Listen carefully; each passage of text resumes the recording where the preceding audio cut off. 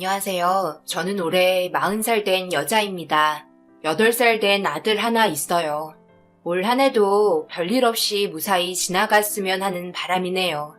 여러분들께선 이런 생각 한 번쯤 해보셨나요? 한 번쯤은 시간을 되돌리고 싶고 다시 그때로 돌아간다면 정말 뭐든 잘할 수 있을 텐데 현실은 그렇게 하지 못하니 정말 마음이 찢어집니다. 인생을 살다 보면 언젠가 한 번쯤 위기가 찾아온다잖아요. 저 또한 위기가 찾아왔고 그 위기를 제대로 대처하지 못했습니다. 지금도 그때만 생각하면 땅을 치고 후회하고 있어요. 11년이 지났는데도 아직까지 기억이 생생할 정도로 아빠와의 마지막 순간은 잊지 못합니다. 결혼하고 양가 집안의 축복을 받으며 행복한 날들을 보내고 있었어요. 부모님이 운영하시는 식당 일을 하셨고 저도 함께 일손을 도왔었지만 신랑이 사업을 하고 있어서 지방에 있는 사업장으로 내려와 살기 시작했죠. 부모님 식당과는 상당한 거리가 있었어요. 그러다 보니 자주 찾아뵐 수는 없었지만 가끔이라도 쉬는 날이면 신랑이 친정집에 자주 데려다 주었습니다. 사소한 거 하나라도 챙겨주려는 모습이 너무 고마웠어요. 받는 만큼 주는 거라고 저도 시댁에 많은 신경을 썼습니다. 최선을 다해 노력하려고 했어요. 하지만 저희 집안과 다르게 시부모님은 가끔 쉬는 날 친정부터 간다고 불만이 많으셨고 신랑에게까지 뭐라고 한 소리 하셨습니다. 결혼하고 나서부터 우리 집보다 사돈댁에서 더 많은 시간을 보내는 것 같은데 아무리 생각해도 그건 아닌 것 같단 말이야. 어느 정도 조율해야 된다고 생각하지 않니? 정작 사돈댁보다 우리 집이 훨씬 가까운데도 찾아오지도 않고 정말 서운하구나. 뭘 그런 걸로 서운해하세요. 일일이 그런 거 다 따지면 저희 결혼 생활 어떻게 하라고요? 시간 될 때는 갈 수 있는 거고 못 가기도 하는 거지. 그거 가지고 서운하다고 하시면 저희 집만 오라는 말이에요? 제 아내가 원래 부모님 식당 도와서 일을 하고 있었잖아요.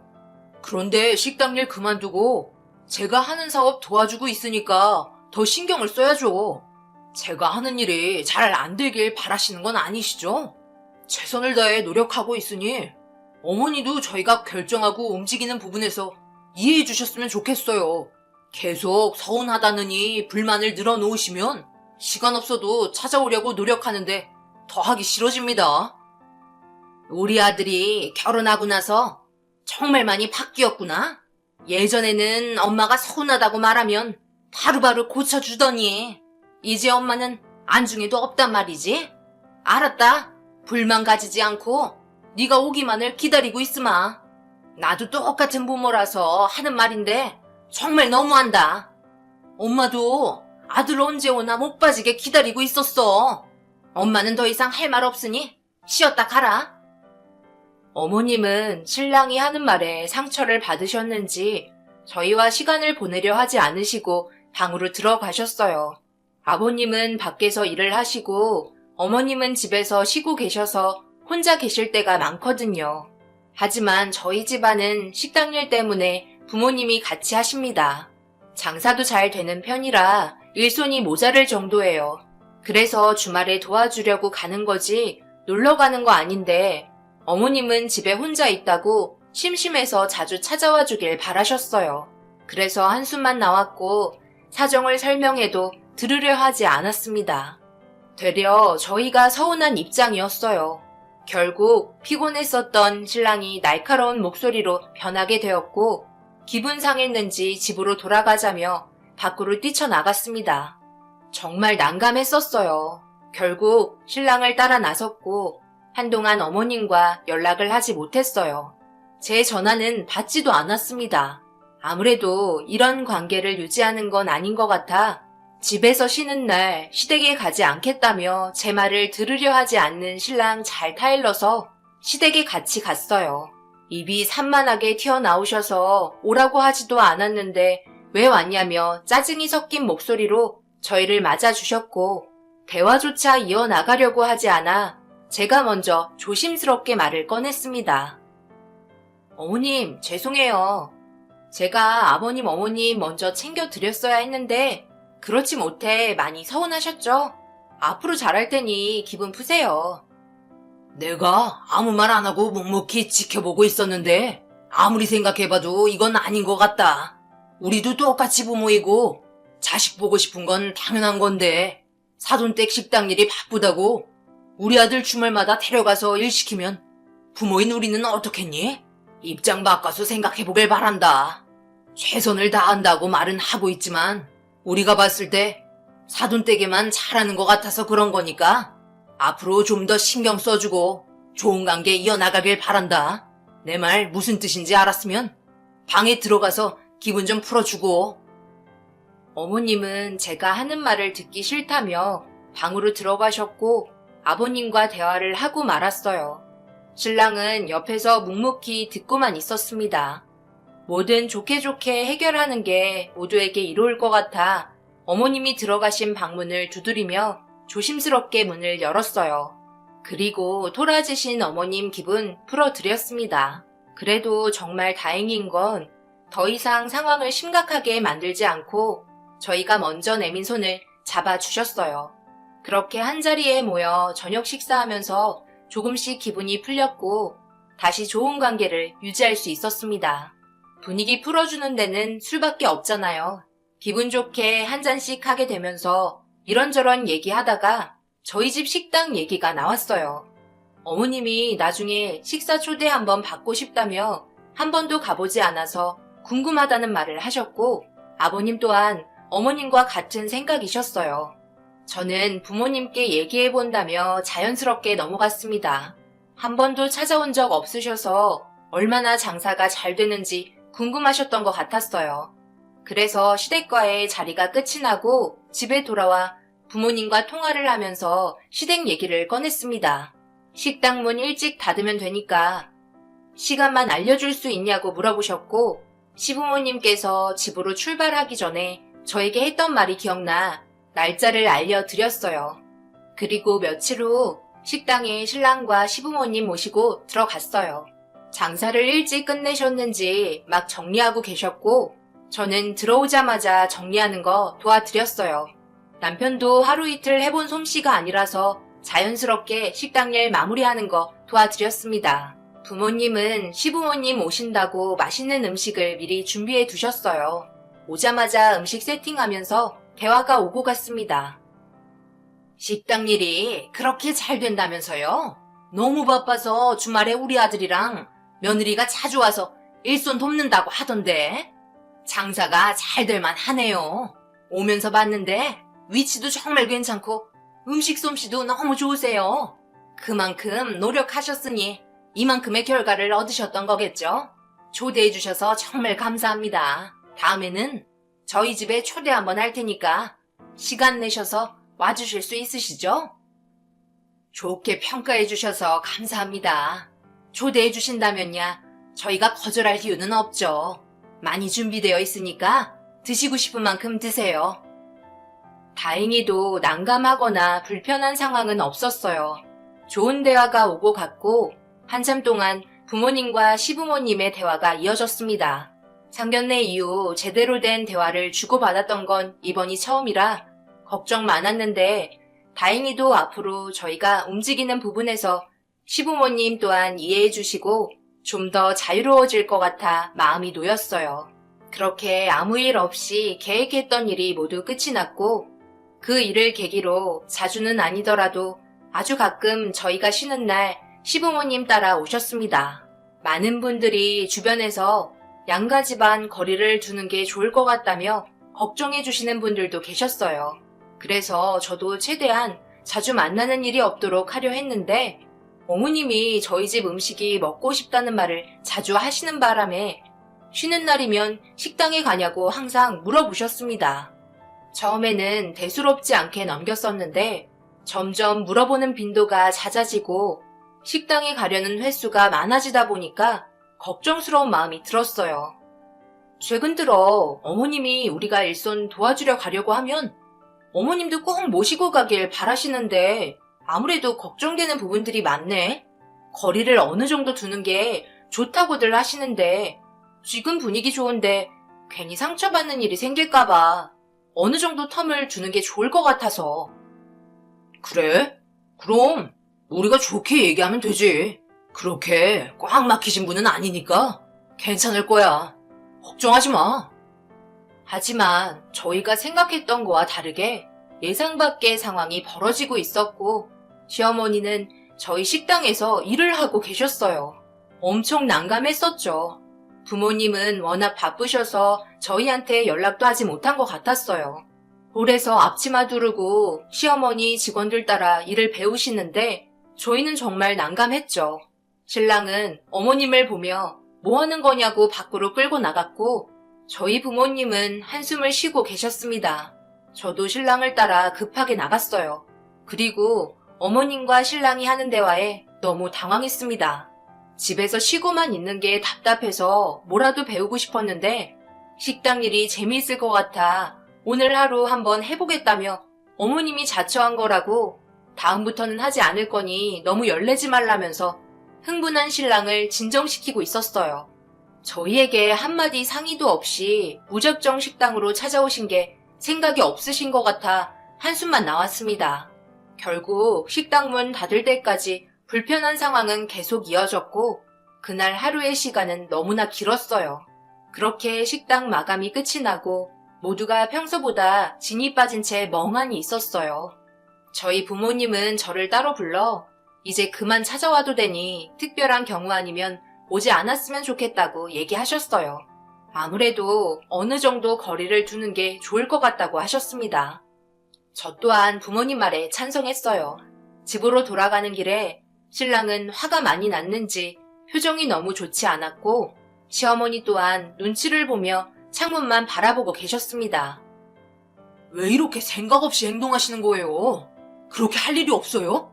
저희한테 한마디 상의도 없이 혼자 결정하시고 움직이면 저희가 뭐가 돼요? 저가에서도 얼마나 난감했겠어요. 거절하기도 뭐하고 그렇다고 일을 시키기도 난감한 상황인 거 전혀 모르고 행동하신 거예요? 사위인 제가 장인어른 장모님한테 얼굴을 들고 다닐 수가 없다고요.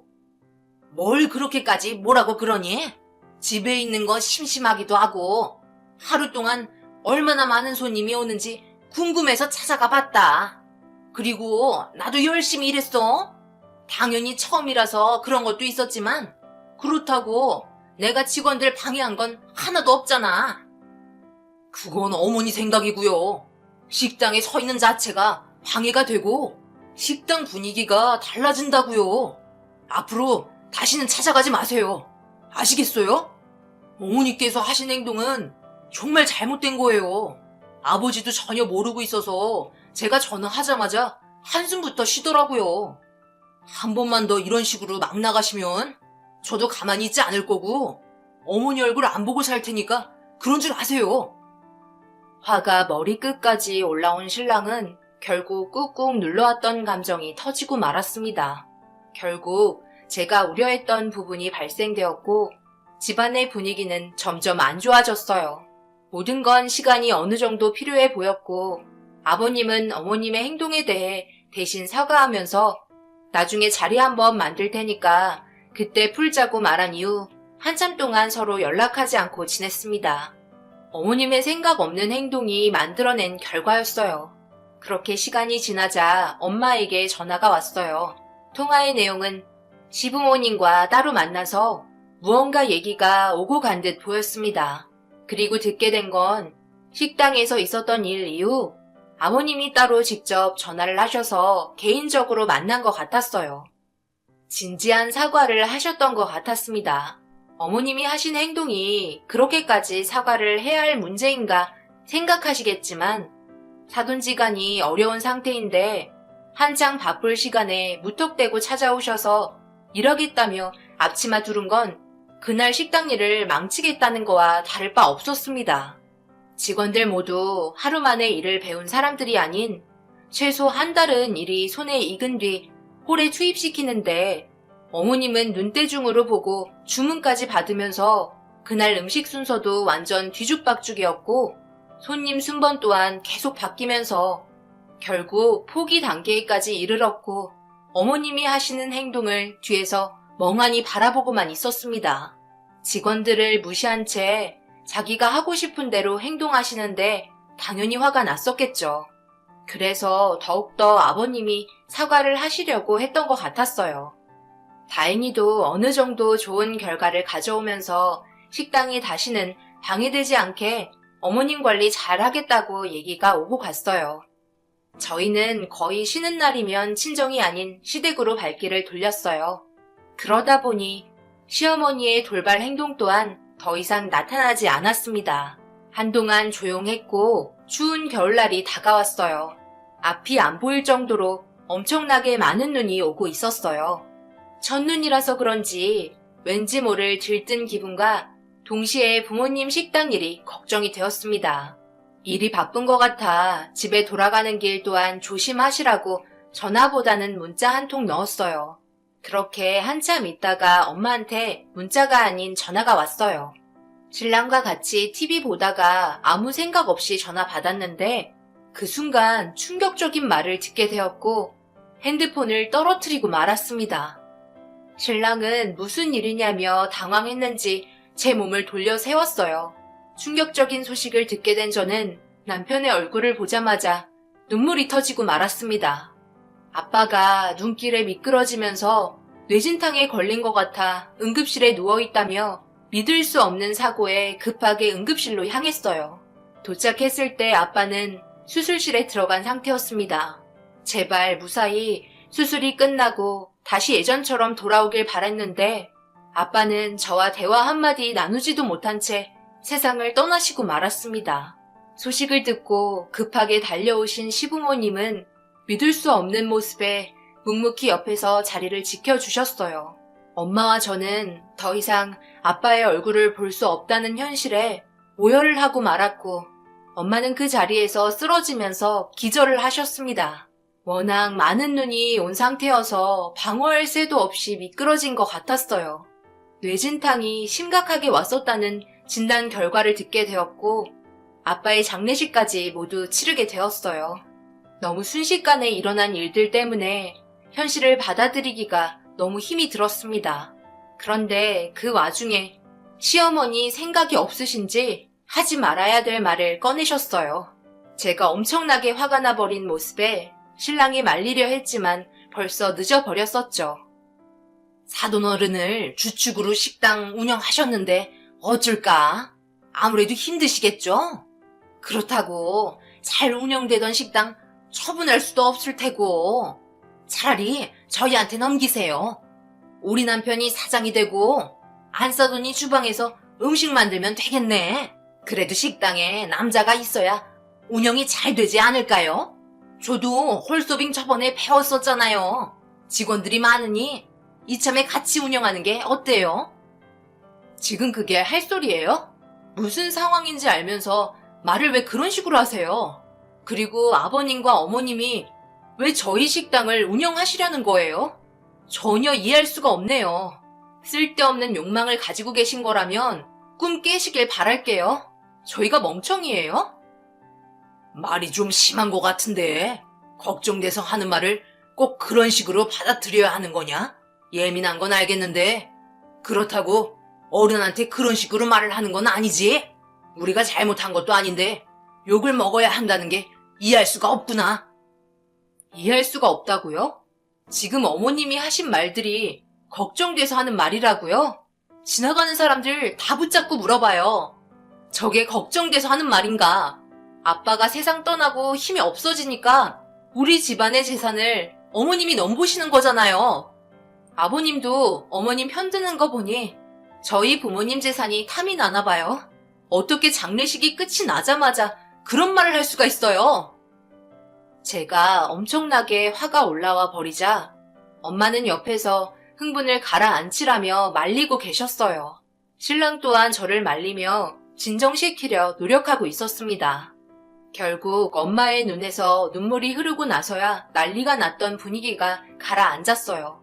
시어머니는 아빠가 세상을 떠나자마자 대놓고 저희 부모님 식당을 자기 집 드나들듯 하셨고 이 문제로 인해 신랑과도 결국 언성을 높이며 다투게 되었어요. 어머님의 잘못을 인정하고 있었지만 피는 못 속인다고 계속해서 어머님의 흉을 보자 신랑도 참기가 힘들었었나 봐요. 그런데 그 순간 몸에 이상이 왔어요. 아무래도 그동안 쌓였던 스트레스로 인해 몸에 불균형이 온 것 같았습니다. 하지만 좀처럼 울렁거림은 가라앉지 않았고 뭔가 몸에 변화가 확실하게 일어났다는 걸 알게 되자 혹시 몰라 산부인과를 찾았고 임신을 하게 됐다는 소식을 듣게 되었습니다. 원하지 않았던 임신이었고 축하해준다 한들 기분 좋지 않은 상태였기 때문에 알리고 싶지도 않았어요. 이 시점에 아이를 가졌다는 게 너무 싫었습니다. 하지만 숨긴다고 해서 숨겨지지 않더라고요. 그 이유는 임신이 되고 난 시점부터 따라온 입덧 때문에 자연스럽게 임신을 알리게 되었어요. 제 아픔은 모른 채 시댁 집안은 경사가 났고 시어머니는 아들이길 바라고 계셨습니다. 이런 시점에 너한테 뭐라고 하기 그렇지만 꼭 아들을 낳길 바란다. 그래야 집안에 축복이 더 많이 찾아오는 거야. 아들이건 딸이건 그게 무슨 소용이에요. 아무 문제 없이 잘 낳아서 키우면 되는 거죠. 그리고 저는 준비가 되지 않은 상태에서 임신했기 때문에 달갑지만은 않아요. 할 일도 얼마나 많은데요. 그리고 이참에 당신한테 할 말이 있어. 임신도 했으니까 사업일보다 엄마 집에서 잠시 동안 요양하는 게 좋을 것 같아. 그 정도는 당연히 해줄 수 있는 거지? 아빠가 세상 떠난 지 얼마 되지 않아서 많이 힘드실 거야. 그러니까 당신이 당분간 고생을 해줬으면 좋겠어. 내 말 무슨 뜻인지 알지? 예, 잠깐만. 그러니까 너는 지금 안 싸돈 댁에 들어가 살겠다는 말이야? 아니 무슨 일은 어이없는 말을 늘어놓고 있는 거야? 무슨 일이 있어도 우리 아들이랑 같이 지내야 하는 거 모르니? 몸이 떨어지면 마음까지 떨어지는 거 몰라서 그래? 요즘 저희는 생각할 시간도 필요해요. 이렇게 분위기 안 좋아진 거 전부 어머님 그 입이 문제라서 그런 거예요. 아직도 모르시겠어요? 또 시작이냐? 그냥 오늘 가버려. 나도 너랑 한 공간에 있는 자체가 너무 싫으니까 임신했다고 유세 떨지 말고. 나도 원했던 임신 아니거든? 보자 하니까 말하는 게 너무 심하잖아. 장인어른 떠나신 게 우리 잘못이야? 뭐가 이리 예민해?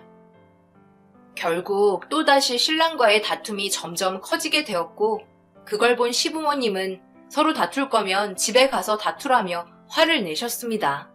그렇게 저희는 집에 와서까지 엄청나게 다투기 시작했고 그날 저녁 친정으로 들어와 살기 시작했어요. 오히려 스트레스 안 받아서 너무 좋더라고요. 그냥 조용히 지내고 싶었습니다. 엄마는 제가 짐을 싸서 엄마 집으로 내려오니 많이 당황하셨던 것 같아요. 그래도 더 이상 무슨 일이 있었는지 물어보지 않고 짐 푸는 거 도와줬어요. 집에는 아직까지 부모님과 함께 있던 좋은 추억이 담긴 사진들이 걸려 있었고 아빠가 세상을 떠남과 동시에 아빠의 물건을 하나하나 정리하기 시작했어요. 저와 같이 정리하고 있었고 엄마가 저에게 하나의 가방을 건네주더라고요. 아빠가 마지막 세상을 떠나기 전부터 가지고 있었던 물건이라며 주셨는데 그 안에는 이것저것 여러 가지 잡동사니가 담겨 있었어요. 그리고 한 장의 사진도 발견되었고 저희 가족이 오래간만에 여행 가서 찍은 마지막 사진이었습니다. 한순간에 아빠와 작별한 게 믿어지지 않아 힘들었는데 천조가리도 한 장 있더라고요. 뭔지 싶어 물어봤지만 엄마도 모르는 것 같았습니다. 그렇게 상자 안에 아빠가 마지막까지 가지고 계셨던 가방을 넣었고 차곡차곡 짐들을 정리한 뒤에 창고에 전부 넣어뒀어요. 임신하는 기간 동안 엄마 옆에서 식당 일도 도와주며 출산 준비를 하고 있었습니다. 만삭이 될 때까지 신랑과 시부모님 얼굴은 자주 안 보게 되었고 그렇다고 저를 보려고 찾아오지도 않았어요.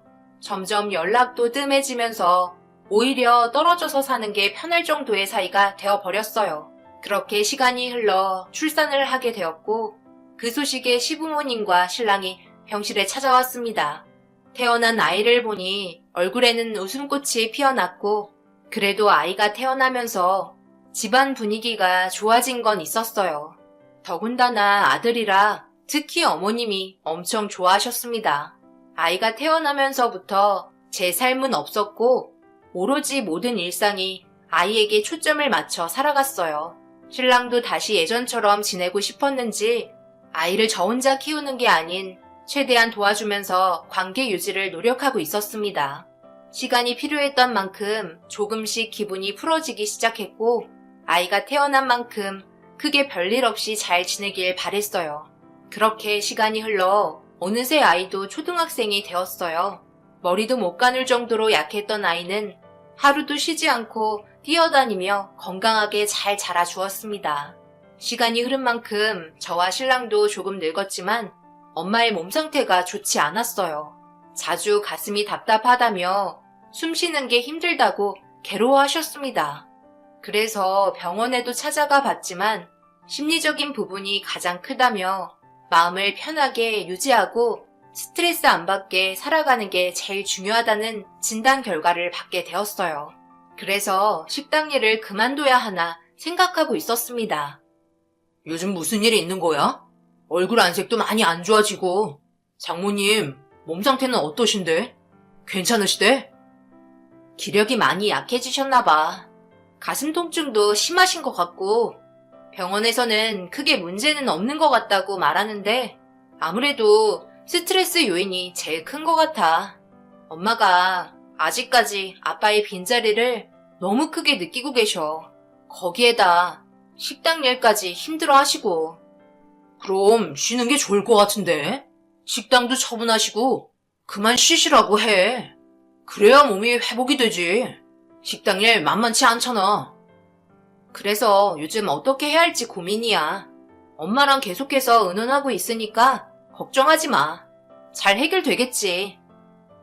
남편과 식당 문제를 포함한 엄마의 정신 상태까지 대화를 하고 있었어요. 그리고 신랑은 엄마의 힘든 상태를 시부모님께 알렸고 마찬가지로 많이 걱정해 주셨습니다. 아무래도 시부모님 또한 계속 신경이 쓰이셨는지 건강이 좋지 않다는 말에 자주 찾아간 것 같았어요. 엄마가 별 말이 없는 걸 봐선 딱히 문제가 있는 것 같진 않았습니다. 그런데 시어머니한테 전화가 왔어요. 아무래도 너희 식당 우리한테 위임하는 게 좋지 않겠니? 다른 사람들에게 처분하느니 차라리 우리가 위임받으면 크게 달라지는 건 없잖아. 시엠이 생각엔 이게 제일 좋은 방법 같은데 너 생각은 어떤지 듣고 싶구나. 네? 위임한다고요? 엄마는 아예 처분을 하고 싶어 하는 것 같았어요. 더 이상 관리가 힘들 것 같다면서요. 그런데 위임은 처분이 아니잖아요. 그냥 저희 식당을 준다는 건데 그렇게는 아무래도 힘들 것 같은데요? 뭐가 힘드니? 내 말 좀 들어봐봐라. 일단 우리가 식당을 위임받고 벌어들이는 수익을 매달 안사돈에게 주는 게 좋을 것 같은데? 그건 아닌 것 같아요. 차라리 그럴 거면 그냥 저희 엄마가 운영하시는 게 낫죠. 아니면 제가 운영하던가 하면 되는 거예요. 그러니까 너는 우리한테 주고 싶지 않다는 거네? 한 가족이면 같이 나눠 먹기도 하는 거지. 엄청 야박하게 군다. 야박한 게 아니라 이 문제는 금전적인 문제잖아요. 엄청 예민한 문제라고요. 그런데 자금을 한 번에 해결하는 것도 아닌 건물을 어머님이 그냥 가져가신다는 거잖아요. 너무 억지스러운 조건을 계속해서 말씀하시니까 너무 어이가 없어서 그런 거예요. 결국 어머님은 자기가 생각하는 대로 이루어지지 않다 보니 화가 많이 나셨고 통화하다 말고 뚝 끊으셨습니다. 신랑과 이 문제로 다시 얘기했지만 신랑은 아무 말도 하지 않았어요. 아무래도 신랑 또한 어머님과 같은 생각을 하고 있는 것 같았습니다. 결정은 어차피 엄마와 제가 하는 거라 식당을 처분하기로 결정을 했고 더 이상 이 문제로 언급하지 말아달라며 시부모님이 식당을 넘기라는 말을 무시했어요. 처분하려는 금액을 달라고 하니 그럴 돈은 없으니 매달 주겠다며 억지를 부리셨습니다. 건물이 몇 천만 원 되는 것도 아닌 몇 억인데 매달 몇 백만 원으로 어느 천년에 원금을 다 받을 수 있겠어요. 말이 안 되는 조건이었죠. 시부모님은 저희가 완강하게 나오자 더 이상 아무 말도 하지 않았고 엄마는 식당 운영 마지막 날을 끝으로 물건을 정리하셨어요. 저는 처리해야 할 일들을 처리한 뒤에 식당으로 향하고 있었습니다.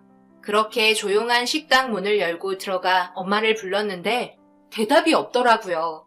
이리저리 두리번거리다가 주방에 누군가의 발이 보였고 급하게 달려가 보니 엄마가 쓰러져 있었습니다. 그 모습을 보고 너무 놀라 급하게 구급차를 불러 병원으로 향했고 엄마는 심장 발작을 일으킨 것 같다며 구급차 안에서 계속해서 심폐소생술이 이어졌습니다. 그리고 응급실에 도착해 엄마를 살리기 위해 상당히 많은 의사분들이 붙었고 정말 다행히도 엄마는 숨을 쉴 수가 있었어요. 조금만 늦었다면 세상 빛을 볼 수 없었을지도 모른다는 말에 가슴이 철렁 내려앉았습니다. 하지만 엄마가 언제 깨어날지 모르는 상태였고 병실에 누워서 관리를 받고 있었습니다. 이 소식을 들은 시부모님과 신랑이 급하게 달려와 엄마의 상태를 물어봤어요. 아직까지 의식이 없다며 괴로워하고 있자 모두가 저를 위로해 주었습니다. 이런 와중에 내가 지금 꺼내야 하는 게 맞는 건지 모르겠는데 아무래도 하루라도 빨리 보는 게 좋을 것 같아서 이참에 서류 하나 가지고 왔다. 이거 좀 봐봐라. 안사돈이랑 같이 결정한 문제이고 하나도 문제되는 거 없으니 이대로 진행하면 될 것 같다. 이게 뭐예요? 위임장? 식당을 아버님께 넘기겠다는 위임장이요? 여기에 왜 저희 엄마 지장이 찍혀 있는 거예요? 아유, 보면 모르니? 너희 안사돈이 너희 시아버지한테 위임장을 작성해 줬단다. 식당 운영권을 준 거라고. 그리고 매달 200만 원씩 드리기로 했다. 가족들끼리 서로 도와야 하지 않겠냐며 우리가 잘 되길 바란다고 하셨어. 그러니 다음 달부터 법적으로 너희 식당은 우리 소유라는 거 잊지 말거라. 안사돈이 지금 상태에서 세상을 떠나면 이 서류는 유언장이 되는 거 알지? 말도 안 되는 일이 벌어져 있었어요. 엄마가 저와 상의 한마디도 없이 이런 일을 독단적으로 해결했을 거라곤 생각할 수 없었습니다. 뭔가 일을 꾸민 것 같은 냄새가 너무 났어요. 아무 말 하지 않고 가만히 있으니 제가 어느 정도 수긍한 줄 알고 시부모님도 더 이상 아무 말 하지 않았습니다. 저는 일단 집에서 짐을 챙겨와야 할 것 같아 신랑 차를 타고 집으로 향했어요. 가는 동안 서로는 아무 말 하지 않았습니다. 그런데 집에 도착하자마자 문을 열었는데 현관 앞에 많은 짐들이 박스에 들어가 있었고 신랑에게 물어보니 옛날에 입고 안 입던 옷들을 정리 중이라며 전부 버리려고 하고 있었습니다.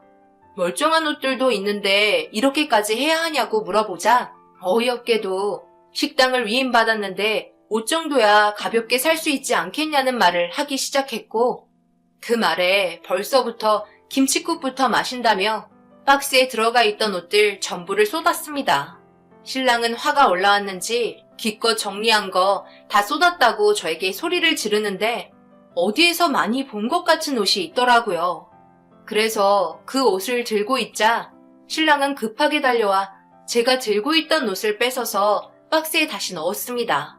그리곤 다른 옷들을 전부 박스에 막 집어넣었고 뭔가 이상한 점을 느끼고 말았어요.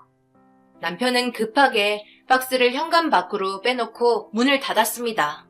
저는 남편이 씻으러 들어가야겠다며 화장실로 들어가자 다시 현관문을 열어 박스를 뒤집은 다음 안에 있던 옷을 확인했습니다. 어디서 분명 본 것 같은 색의 옷이었는데 팔 부분이 찢어져 있더라고요. 그리고 뭔가 빨간색이 묻어 있었고 그 순간 아빠 가방에 있던 찢어진 천조가리가 머릿속으로 스쳤습니다. 엄청난 소름이 온몸으로 퍼졌고 저는 급하게 아들의 팔을 잡고 집에서 빠져나와 엄마 집으로 향했어요. 그리고 창고에 있던 박스를 전부 뒤집어 엎은 다음 안에 있던 아빠의 가방을 뒤졌습니다. 다행히도 가방 안에서 천조가리가 나왔고 신랑의 옷과 맞춰보는 순간 딱 들어맞았어요. 제가 알지 못했던 사실이 드러나게 되면서 식당으로 급하게 들어가 문을 걸어 잠그고 CCTV를 확인해봤습니다. 그런데 충격적이게도 엄마가 물건을 정리하고 있는데 시부모님과 신랑이 같이 들어와 엄마와 무슨 대화를 하기 시작했어요. 시어머니는 서류 한 장을 내밀어 무언가를 요구했고 거절하며 싫다고 말하자 시어머니와 엄마와의 몸싸움이 시작이 되었습니다. 그러던 도중 엄마가 갑자기 가슴 통증을 호소하며 쓰러지셨고 시아버지는 엄마가 쓰러지자마자 엄지손을 인주에 찍은 다음 서류에 지장을 찍게 했어요. 엄마는 쓰러진 상태로 누워 계셨고 신랑은 엄마의 손에 빨갛게 물든 인주를 물티슈로 닦은 다음 주방에서 쓰러진 것처럼 상황을 만든 뒤에 모두 그 현장에서 사라졌습니다. 그리고 제가 바로 들어오게 되었고 주방에 있던 엄마를 발견하게 된 거였죠. 엄청난 증거가 담겨있던 영상의 물건을 가지고 나가려고 하는데 시부모님과 신랑이 식당 앞에 도착했고 저는 급하게 뒷문으로 빠져나왔습니다. 모든 흔적을 지우기 위해 현장을 다시 찾은 것 같았어요. 한 발만 늦었다면 분명 모든 증거는 찾을 수 없었을 겁니다. 택시를 타고 경찰서에 제가 가진 자료 전부를 제출했고 경찰분들은 식당에 있던 시부모님과 신랑을 검거했어요. 그렇게 경찰서에서 조사를 받으며 가지고 있던 증거물을 보곤 결국 아무 말도 하지 못했습니다. 그리고 11년 전 신랑의 옷과 아빠의 가방에 있던 옷에 대해 물어보자 충격적이게도 그 옷은 신랑의 옷이 아닌 시아버지의 옷이었고 식당을 자기들이 가지기 위해 꾸민 일들이었어요. 모든 게 밝혀지자 시아버지와 신랑은 결국 모든 걸 털어놓게 되었습니다. 시어머니가 옆에서 모든 걸 조종하고 있었고 전부 계획한 사실이었죠. 시아버지는 눈 오는 날 무거운 물건을 들고 가는 아빠를 강하게 밀었고 뒤로 넘어지게 된 거였어요. 이것 또한 시어머니의 계획이었습니다. 시댁 식구는 얼굴이 하얗게 질려서는 자신의 죄를 용서해달라며 싹싹 빌기 시작했어요. 용서해 줄 수 있는 선을 넘었기 때문에 법적인 처벌을 강력하게 요구했습니다. 다행히도 엄마 또한 정신을 차리게 되면서 모든 사실은 더 정확해졌고 빠져나올 수 있는 방법은 전혀 없었어요. 그렇게 세 가족 모두 징역형을 면할 수 없었습니다. 이 사실을 전부 알게 된 엄마와 저는 아빠가 억울하게 세상 떠나신 11년 전의 사건이 다시 떠올라 오열하고 말았어요. 다행히 엄마는 일상생활이 가능해 너무 감사했고 식당은 빠르게 처분을 하였어요. 온 가족이 저희를 속이며 살아간 치밀한 계획에 너무 화가 치밀어 오르네요. 용서를 구했지만 그것 또한 거짓말인 것 같습니다. 평생 감옥살이하며 살길 바랄 뿐이에요. 현재 엄마와 저와 아들은 조용한 곳에서 지내고 있어요. 이곳에서는 행복한 날들만 있었으면 좋겠습니다. 감사합니다.